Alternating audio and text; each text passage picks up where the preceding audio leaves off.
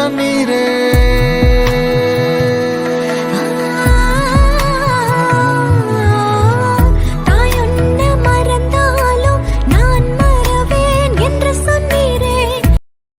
மகன் தூயாவியின் திரியேக ஆசீர்வாதம் நம் அனைவரையும் ஆசீர்வதித்து காப்பதாக. ஆமேன்.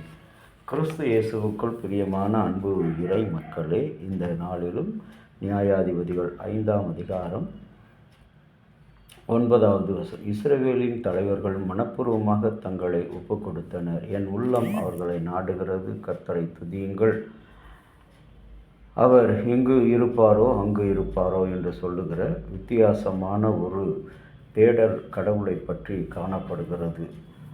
கிட்டத்தட்ட 6வது நியாயாதிபதிகள் 5ஆம் அதிகாரம் 6 வசனம் முதல் 9, 11 வசனங்கள் வரை இந்த கடவுளுடைய வல்லமை குறித்தும் அவருடைய தேடுதலை குறித்தும் நாம் பார்க்கிறோம். ஜெர்மன் நாட்டில் எட்வண்ட் என்ற ஒரு மாகாணத்தில் ஒரு ஆலயம் ஒன்று காணப்படுகிறது. அந்த ஆலயத்தின் உச்சியிலே ஆட்டுக்குட்டியின் உருவத்தை சிலுவைக்கு பதிலாக செதுக்கி வைக்கப்பட்டிருந்தது. காரணம் என்னவென்று சொன்னால், அந்த ஆட்டுக்குட்டியினுடைய உருவத்திற்கு ஒரு வரலாற்று சிறப்புமிக்க ஒரு காரணம் உண்டு.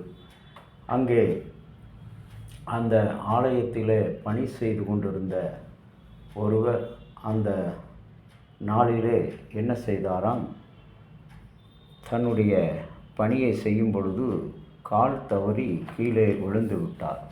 விழும்பொழுது கீழே நின்ற ஆட்டுக்குட்டியின் மேல் அவர் விழுந்து தெய்வாதீனமாக அவர் உயிர் பிழைத்தார். இதற்கு கடவுள்தான் அவரை காப்பாற்றினார், இந்த ஆட்டுக்குட்டி தான் அவரை காப்பாற்றினது என்று சொல்லி அந்த ஆட்டுக்குட்டியின் உருவத்தை சிலுவையின் கோபுரத்தின் உச்சியிலே செதுக்கி வைக்கின்றனர். இன்றைக்கு தன்னுடைய உயிரை கொடுத்து ஒரு தொழிலாளி உழைப்பாளினுடைய உயிரை பாதுகாத்து, அதுபோல தான் ஆண்டவராகிய கடவுள் இந்த இஸ்ரவேல் மக்கள் வாழ்க்கையிலே போர் வருகின்ற நேரங்களிலெல்லாம் அவர்களை எதிரிகள் சத்துருக்கள் துரத்துகிற நேரத்திலெல்லாம் அவர்களுக்கு இஸ்ரவேலின் தலைவர்களாக இருக்கின்றவர்கள் மனப்பூர்வமாய் தங்களை ஒப்பு கொடுத்து அந்த இஸ்ரவேல் மக்களுக்காக தங்களையே அர்ப்பணித்த ஒரு தேவ பலி ஆடுகளாக, ஜீவனுள்ள தேவனுடைய ஆட்டுக்குட்டிகளாக காணப்படுகிறார்கள். இன்றைக்கும் கூட உலக வரலாற்றில் பார்க்கும்போது புரட்சியாளர் லெனின் அவர்களுடைய நினைவு நாள். கல்வி அதிகாரியின் மகனாக பிறந்த லெனின் சட்டக்கல்வி முடித்து சமூகவியலை முடித்து பிற மொழி படைப்புகளையும் மொழிபெயர்த்தார். பொதுவாக புத்தகம் புழுக்கள் என்று அவரை சொல்லி முடியார்.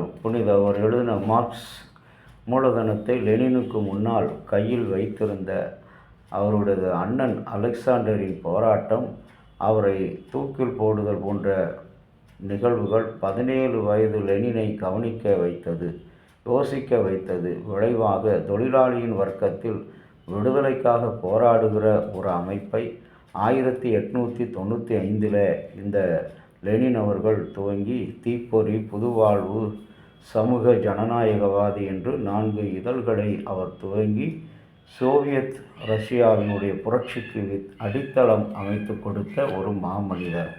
இன்றைக்கு திருச்சபையை எடுத்துக்கொண்டோம் என்று சொன்னால், இதுபோல இஸ்ரவேலின் தலைவர்களைப் போல இருக்கின்ற தலைவர்களா இன்று திருச்சபையில் இருக்கிறார்கள்?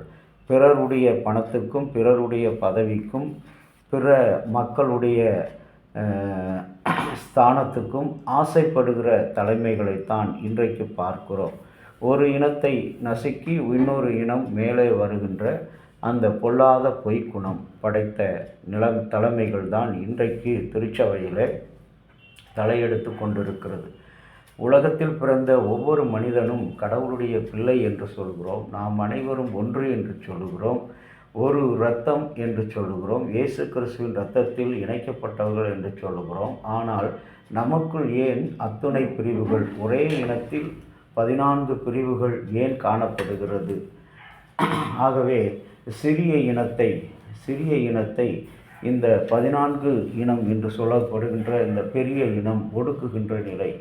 இதில் இவர்கள் எந்த நிலையில் இருந்தாலும் நமக்காக பிறருக்காக வாழுகின்ற மக்களாக நாம் இருக்க இந்த நாளின் சிந்தனை அழைக்கப்படுகிறது.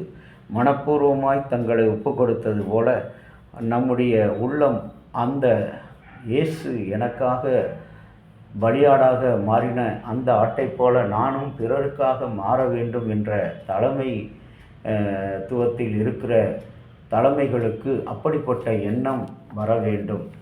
பிறருக்காக நான் வாழ வேண்டும், ஆனால் பிறருக்காக நான் மரிக்க வேண்டும் என்ற எண்ணம் உடையவர்களாக காணப்பட வேண்டும். அதை விட்டு பிறருடைய பணம், பிறருடைய இடம், பிறருடைய பதவி இவற்றை நான் அபகரிக்க தான் இன்றைக்கு நாம் முற்படுகிறோம். அப்படிப்பட்ட சிந்தனையில் இல்லாதபடி இந்த புரட்சியாளர் லெனினைப் போல, சிறந்த விடுதலை புரட்சியாளர் இயேசு கிறிஸ்துவைப் போல பிறருக்காக மரிக்கவும், பிறருக்காக பலியேற்கவும், பலியாடாக மாறவும் நம்மை ஒப்புக் கொடுப்போம். கர்த்தர் நம்மை ஆசீர்வதிப்பாராக.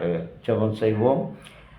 பரிசுத்தமுள்ள நல்ல பரலோக பிதாவே, ஜீவனுள்ள பலியாக எங்களுக்காக உண்மையை ஒப்புக் கொடுத்த அந்த உண்மையான அன்பை நினைத்து நாங்கள் நன்றி செலுத்துகிறோம். உம்முடைய அளவற்ற அன்பும் கிருபையும் இந்த நாளிலும் எங்களை நிரப்பினதுக்காக உம்மை ஸ்தோத்தரிக்கிறோம், துதிக்கிறோம், வாழ்த்துகிறோம். ஆவியானவர் கூட இருந்து எங்களுக்கு நல்ல வழிகாட்டுதலை தாரும். நாங்களும் இயேசு கிறிஸ்துவைப் போல ஜீவனுள்ள பலியாக பிறருக்காக அடிக்கப்படும் ஆடாக நாங்கள் எங்களுடைய பதவியிலே, புகழிலே, பணிகளிலே காணப்பட துணை புரிந்தருளும். இயேசுவின் நாமத்தில் வேண்டுகிறோம் நல்ல பிதாவே, ஆமேன். தந்தையாகிய கடவுளின் அன்பும் மைந்தராகிய இயேசுவினுடைய அருளும் பரிசுத்த ஆவியினுடைய நல்ல உறவும் பாதுகாப்பு உங்கள் அனைவரோடு இருப்பதாக. ஆமேன்.